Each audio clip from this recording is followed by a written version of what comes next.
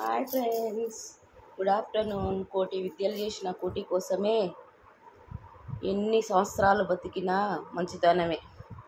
మంచితనంగా బతికితే లాస్ట్కు ఆస్తులు అంతస్తులు ఏమీ తీసుకుపోమండి. మంచితనం అనేది నలుగురు మనుషులు జమ చేస్తుందండి. పాపం ఫలానా వాడు మంచివాడు అని చెప్పేసి నలుగురు మనుషులు మన పాడెని మోయడానికి వస్తారండి. ఆస్తులు అంతస్తులు ఎవరు చూడరు. చూడండి అట్టి చెట్టు ఎలా అయిపోయిందో,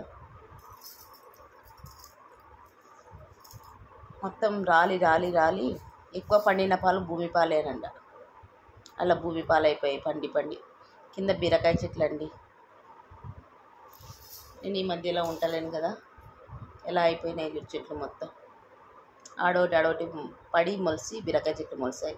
పారిజాతం పూలన్నీ నేలపాలైపోయాయి.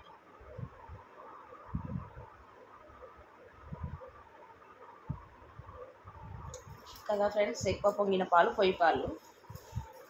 మనం ఎంత అలా ఉండాలో అంతలోనే ఉండాలి. ఎప్పటికైనా కానీ మనం అంతలా ఉన్నంత కాలం మనకు ఎలాంటి ఎవరి వల్ల ఎలాంటి కీడు రాదు. మనం 10 మందికి సాయం చేస్తే మనకు ఒక్కరైనా సాయం చేయరా? అదొకటి గుర్తుపెట్టుకోవాలి. 10 మందికి మనం సహాయం చేస్తే మనకు ఒక్కరైనా సహాయం చేస్తారు. ఈమె దేవుడు మనం చిన్నగా చూపు చూసి మన బ్రతుకులు కొంచెం చిన్నగా ఉండొచ్చు, కానీ మన గుణంలో ఎప్పటికైనా కానీ ఎంత ఆస్తులు ఉన్నా కానీ 10 మందికి సాయం చేసే గుణం ఉంటే అది ఎప్పటికైనా కానీ భగవంతుడు నీకు చూసుకుంటాడు. ఇంకా పక్కల అట్టి చెట్టు కూడా అట్టి ఆకులు ఇచ్చుకపోయినాయి. 2-3 ఆకులు మాత్రమే మంచిగా ఉన్నాయి, మిగతా ఆకులన్నీ ఇచ్చుకపోయినాయి. చిన్నవి మళ్ళీ పక్కల పుట్టుకొచ్చినాయి. ఆ తల్లి చచ్చిపోతున్నా తన పిల్లలకు జన్మనిచ్చింది. పూర్తిగా అయిపోయింది తల్లి పని.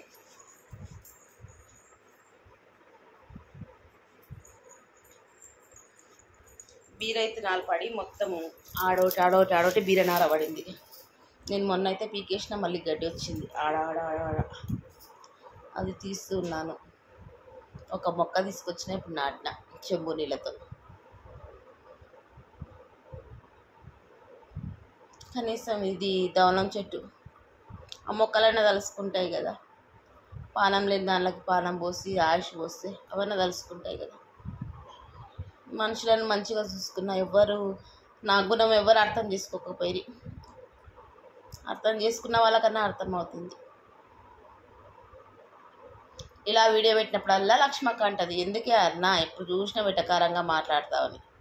ఏం చేయాలి లక్ష్మక్క, నా జీవితమే వెటకారంగా అయిపోయింది. నేను ఎంత మంచిగా ఉన్నా నన్ను నవ్వట్ల మాటలే మాట్లాడతారు, కానీ జనాలు ఎవ్వరు అరే పలానా ఆమె మంచిదని అనుకునే పొజిషన్లో లేకపోతే అక్క నేను ఏం చేద్దును? 10 మందిలో ఇద్దరన్నా మెచ్చుకోరా నన్ను అట్లా మంచిదని. సర్లేక్క, ఇంకో గరక గడ్డి అన్నీ పీకేస్తున్నానక్క. జామ చెట్టు, సొంత ఇల్లు నీడ్చిపెట్టొచ్చి ఏదో ఊరు కాని ఊర్లో తలదాచుకుంటున్నాం. ఎన్ని రోజులు మా ఈ సహజీవనం. దేవుడు ఎప్పుడు కళ్ళు తెరుస్తాడో, ఆ జమ్లమ్మ తల్లి ఎన్నడు దయ తలుస్తుందో మా పైన. ఎన్ని రోజులైనా తలరాతలు మారడం లేదు. అవునక్క, విసిగెచ్చిపోయే ఈ మాటలు మాట్లాడతానక్క నేను. లక్ష్మక్క, పూర్తి వీడియో ఎవరు చూడరని నాకు తెలిసిపోయింది అక్క, అందుకోసమనే నేను నీ దగ్గర మాట్లాడుతూ వీడియో తీస్తున్నాను అక్క. లక్ష్మక్క, మామిడి చెట్టక్క. మామిడాకు శుభాలకు వస్తుంది, అశుభాలకు వస్తుంది, అన్నిట్లకు వస్తుంది. పక్కల పారిజాతం చెట్టు పూలన్నీ రాలిపోయాయి. మొన్న వాళ్ళింటికాడ వీళ్ళింటికాడ అడిగి కనకాంబరాలు నారు తీసుకొచ్చి నాటిన. మొత్తం సాఫ్ చేసుకొని మళ్ళీ వచ్చింది గడ్డి. పొయ్యి వేసుకోవాలక్క, పొయ్యి వేసుకొని వీడియోలు స్టార్ట్ చేయాలక్క. ఇంకా వీడియోలో నిమగ్నం కావాలి. ఇంకా అయిపోయింది నాది, స్టార్ట్ చేసుకుంటాను. ఇది శంకుపూల చెట్టు, బచ్చలగూర చెట్టు, టమాటా చెట్టు.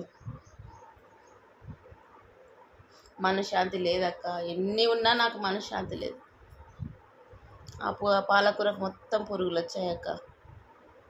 అగ్గో నా మనసుకు తెగులు తగిలినట్ల దానిలో కూడా తెగులు తగిలినాయి. ఏం చేద్దాం, ఏడిపోయినా మనశ్శాంతి లేదక్క. నాకు ఏం చేస్తున్నాక నా జీవితము. ఆ దేవుడు ఎప్పుడు తీసుకుపోతాడు నా జీవితాన్ని ఎదురు చూస్తున్నానక్క. నువ్వు నమ్ముతావో నమ్మవో, ఎప్పుడు ఆ శుభాలు ఎందుకు పలుకుతావు అన్నా అని. నాకు ఎక్కడికి వెళ్ళినా ఆ శుభాలే ఎదురొస్తాయి అక్క. నేను ఎంత మంచిగా ఉందాము, అందరిలో ఎంత కలిసి ఉందాము, నేను ఎంత సెన్సిటివ్ అని తెలుసు కదక్క నీకు. కానీ నన్ను ఎవ్వరు అర్థం చేసుకునే వాళ్ళు లేకపోయారక్క నా జీవితానికి. జామ చెట్టు అక్క ఇది, నిమ్మ చెట్టు కూడా ఉండకూడదంట, తీసేయమన్నారు. తీసేద్దామా ఉంచుదామా అక్క? లక్ష్మక్క చెప్పు. దానికి కూడా తెగులు వస్తుంది. పట్టించుకోకపోతే దేనికైనా తెగులు వస్తుంది. సంసారాన్ని కూడా అలానే పట్టించుకొని నాకు నేను తెగులు తెచ్చుకుంటున్నాను సంసారాన్ని నేను వదిలిపెట్టింటే ఎప్పుడో అది పూర్తిగా కుట్టుకోబోతున్నాయి, కానీ నేను పట్టుకొని సాగదీస్తున్నాను సంసారాన్ని. కొబ్బరి చెట్టు అక్క ఇది, కట్టెలు పొయ్యి కోసం అని పెట్టుకున్న దానిమ్మ చెట్టు. ఇక అంతా పీకేసినా మళ్ళీ చిన్న చిన్న మొలకలు వస్తున్నాయి. చేస్తూ ఉండాలి ఏదైనా. మనుషులనైనా రిపేర్ చేస్తూ ఉంటేనే మంచిగా గుణాలు వస్తాయి. భూమినైనా కలుపు తీస్తూ చేస్తూ ఉంటేనే పంటలు మంచిగా పండుతాయి కదక్క. ఏ దానికైనా కానీ దేనికైనా చెదలు పడుతుంది. మనుషులకైనా చెదలు పడతాయి, భూమికైనా చెదలు పడతాయి. ఎంత మంచితనంగా చెప్పుతూ మంచి మాటలతో మార్చుకుందాము జనాలని చూసినా కానీ ఎవ్వరు మారడం లేదక్క. నాకే రివర్స్ అయిపోయారు. పెద్ద లేదు, చిన్న లేదు, మంచి లేదు, మానవత్వం లేదు, మాట్లాడే విధానం లేదు. వేస్ట్ క్యాండిడేట్ నక్క నేను. మా వాళ్ళు చేసిన పొరపాటుకి నేను అందరి దగ్గర మాటలు అనిపించుకుంటూ వేస్ట్ క్యాండిడేట్గా మిగిలిపోయానక్క. పొలంలో సారం లేకుండా అయిపోయింది చూడ, అలా అయిపోయింది.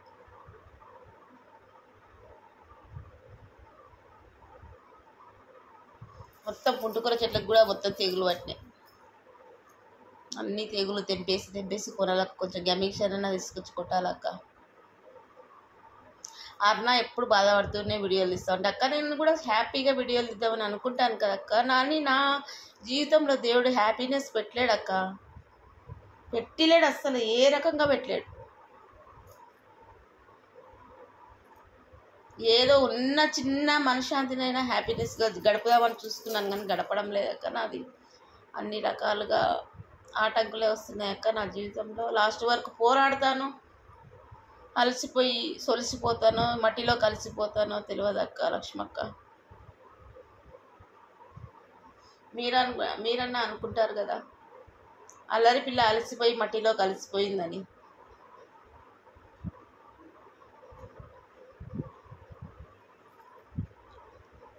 వచ్చానక్క, ఇప్పుడు వచ్చాను ఊరికి.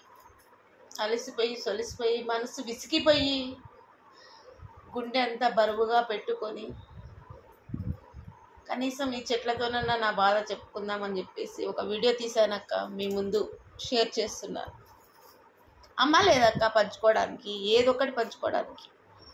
పాప ఉంది కానీ అది చిన్నదక్క, దానికి ఏం చెప్పినా దాని మైండ్ బరువెక్కిపోతుందక్క. మా అమ్మ చనిపోయింది కానీ మా అమ్మ రూపంలో నా పాప పుట్టింది, నా తల్లి, బంగారు తల్లి. దానికి ఎంత గొప్ప గుణం ఇచ్చాడు దేవుడు కూడా. ప్రతిదానికి నన్ను తిడుతుంది, దాని లోపల పోయి ఏడుస్తుంది. నన్ను తిడుతుంది, దాని లోపల పోయి ఏడుస్తుంది. బీర చెట్లు, అది చిక్కుడు తీగ అక్క, చిక్కుడు తీగ తీసుకొచ్చి నాటాను. నేను ఈ కష్టాలు మానుకోవడానికనే యూట్యూబ్లోకి వచ్చాను అక్క, కానీ మళ్ళీ స్టార్ట్ అయ్యాక నా కష్టాలు. నా గడ్డిగో ఎంత వీకినా వస్తూనే ఉంది, పీకాలి. మళ్ళీ వర్షం వస్తాయిగో. ఇప్పుడు బట్టలు మొన్న ఆరేసిపోయిన బట్టలు అన్నీ బొడ్డెలు ఉన్నాయి, తీసుకొచ్చుకొని మడతలు వేస్తున్నాను అక్క. అలసిపోయానక్క నేనైతే. నా జీవితానికి ఎన్నడూ సుఖం ఉంటుందో, నా శరీరం అలసిపోయినప్పుడే సుఖం ఉంటుందో అర్థం కావడం లేదక్క నాకు.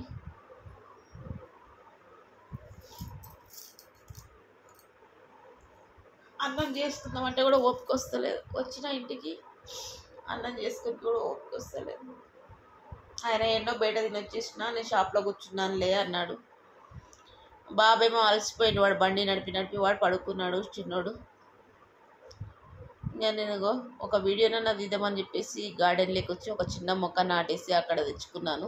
అరటి చెట్టుని వీడియో తీస్తున్నాను. ఆ లాస్ట్కి ఆ చెట్టును మొత్తం పీకేసిన, అది లాస్ట్ చిన్న